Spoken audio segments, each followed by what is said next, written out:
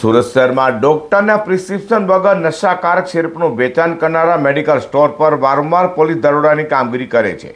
ત્યાં ફરી સુરત એસઓજીની ટીમે ફૂડ એન્ડ ડ્રગ્સ વિભાગની ટીમને સાથે રાખી પાંડેસરા અને ભેસ્તાન વિસ્તારમાંથી ડોક્ટરના પ્રિસ્ક્રિપ્શન વગર નશાકારક સિરપનું વેચાણ કરનારા મેડિકલ સ્ટોરના સંચાલકોની ધરપકડ કરી હતી।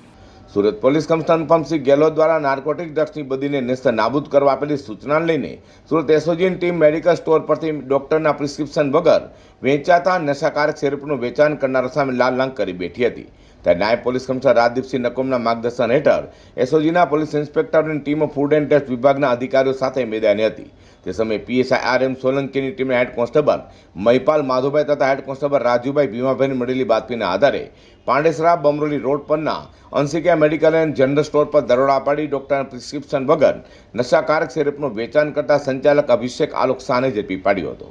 ત્યારે એએસઆઈ જલુભાઈ મગનભાઈ તથા હેડ કોન્સ્ટેબલ રામજીભાઈ મોહનભાઈને મળેલી બાતમીના આધારે ભેસ્તાન વિસ્તારના કૃષ્ણા મેડિકલ સ્ટોર પર દરોડા પાડી ત્યાંથી સંચાલક મુકેશ ધર્માનંદ શાહને ડોક્ટરના પ્રિસ્ક્રિપ્શન વગર નશાકારક સિરપનું વેચાણ કરતા ઝડપી પાડી બંને પાસેથી નશાકારક કોડિન સિરપનો જથ્થો કબજે કરી કાયદેસર કાર્યવાહી હાથ ધરી છે।